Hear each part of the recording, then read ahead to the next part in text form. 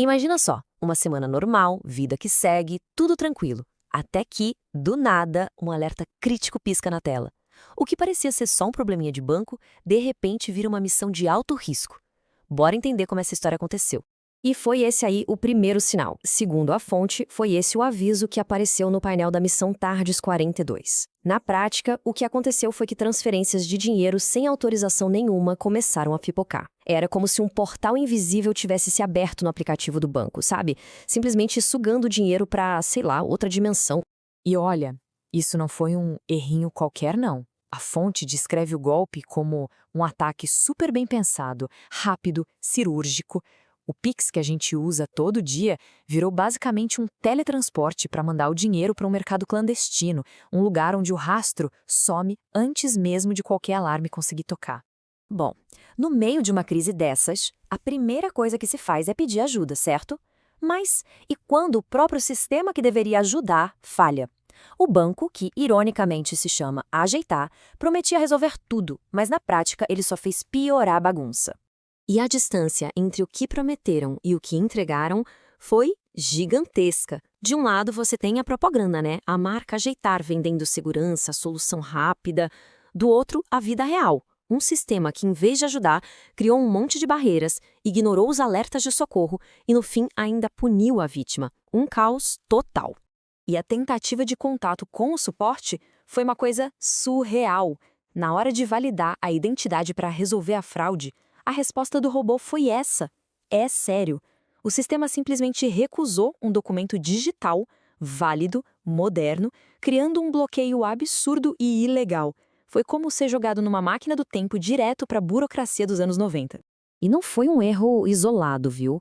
Foi uma falha atrás da outra. O sistema ignorou a palavra golpe no chat, não ativou nenhum protocolo de emergência, rejeitou um documento oficial. Ou seja, em vez de dar uma solução, só criou mais problema. Foi nesse ponto que a negligência virou um dano ativo, concreto. E quando parecia que a situação não tinha como piorar, adivinha? Piorou. A própria instituição que deveria proteger o cliente foi quem deu o golpe final. Uma virada de roteiro chocante, que transformou a vítima em alvo. Em vez de correr atrás da fraude, a grande ideia do banco foi punir quem denunciou o crime. A conta da vítima foi 100% bloqueada. Isso significa negar acesso ao próprio dinheiro, ao sustento. A vida financeira da pessoa foi literalmente congelada. Uma retaliação que não faz o menor sentido. A fonte que a gente consultou usa uma frase muito forte para definir essa ação: bloqueio indevido com efeito de sobrevivência. E isso diz tudo, né? Mostra que o impacto não foi só um transtorno financeiro. Foi algo que afetou diretamente a capacidade da pessoa de pagar as contas, de comprar comida, de sobreviver. Mas é aqui que a narrativa muda de tom. Diante desse abandono total, a postura de ficar pedindo ajuda foi deixada de lado.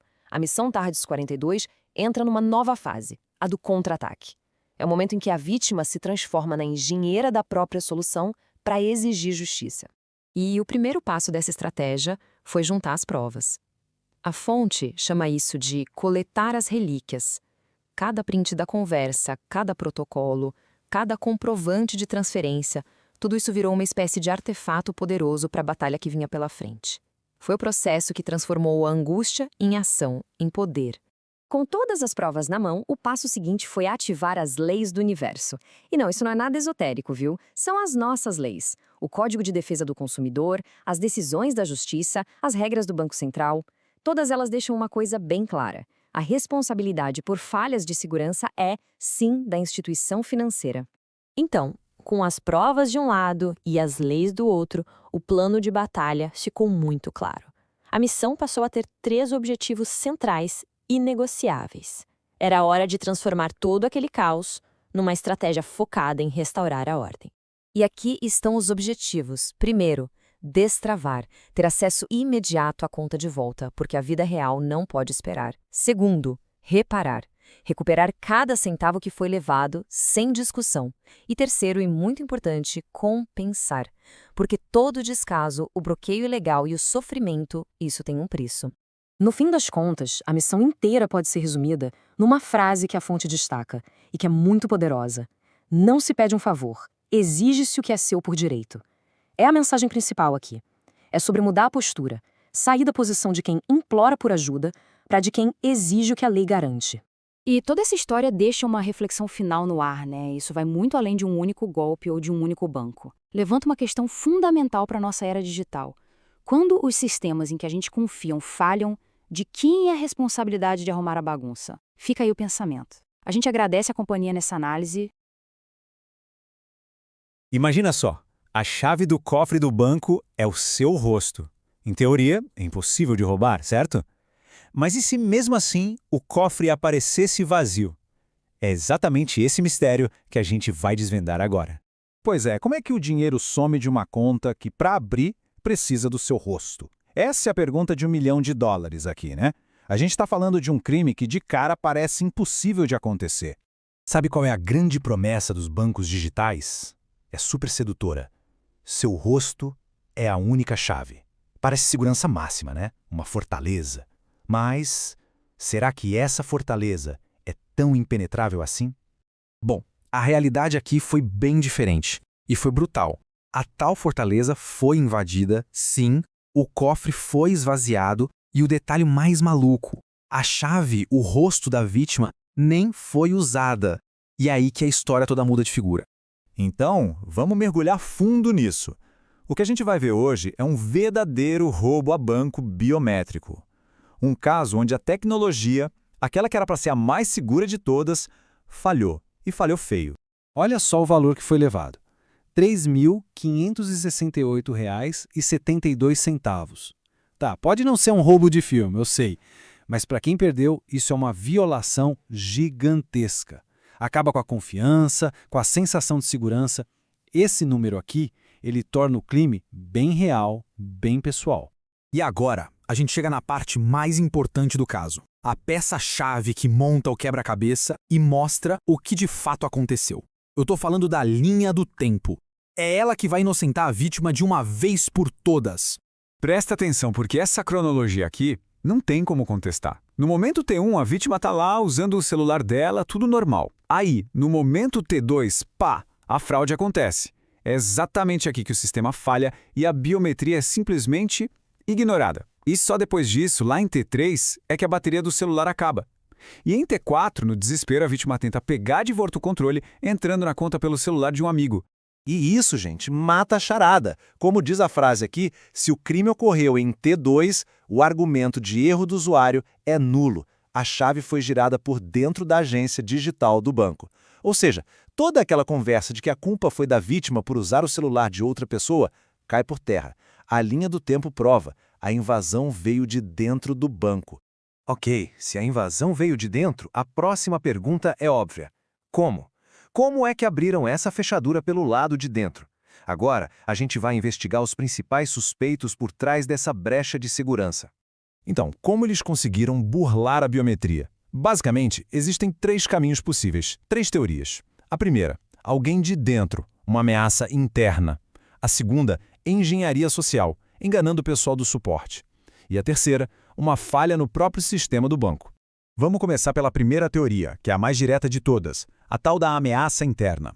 Pensa assim, um funcionário com acesso total ao sistema simplesmente ignora todos os protocolos. Ele consegue autorizar uma transação direto no servidor, sabe? Quase como se ele dissesse para o sistema, relaxa, tá tudo certo. E o pior, ele pode desligar os alertas de risco daquela conta. O roubo acontece e ninguém vê. A segunda hipótese é a engenharia social. Aqui o alvo não é o celular, o alvo é uma pessoa. O criminoso hackeia o atendente do suporte do banco. Ele liga, inventa uma história e convence o funcionário a resetar a biometria da conta ou a mudar um telefone de contato. E pronto, o funcionário vira cúmplice sem nem desconfiar. E a terceira teoria aponta para uma falha de tecnologia mesmo, uma falha bem grave. Hackers poderiam usar o que a gente chama de injeção de imagem ou até mesmo um deepfake para enganar a câmera do aplicativo. Claro que isso só rola se a segurança do banco for bem fraca. Sem aquela prova de vida, sabe? Aquela que pede para a gente piscar ou sorrir. E aqui tem um ponto legal e importante. Se o sistema é falho, a responsabilidade é 100% do banco. Mas por que tanto trabalho para invadir uma conta? Porque esse roubo, na verdade, era só a ponta do iceberg. Era o primeiro passo de uma operação criminosa bem maior. A gente está falando de um esquema de lavagem de dinheiro. E só para todo mundo ficar na mesma página, o que é lavagem de dinheiro? É bem simples. É pegar dinheiro ilegal, o famoso dinheiro sujo, e fazer ele parecer legal, limpo. O objetivo final é apagar o rastro, esconder de onde aquela grana veio.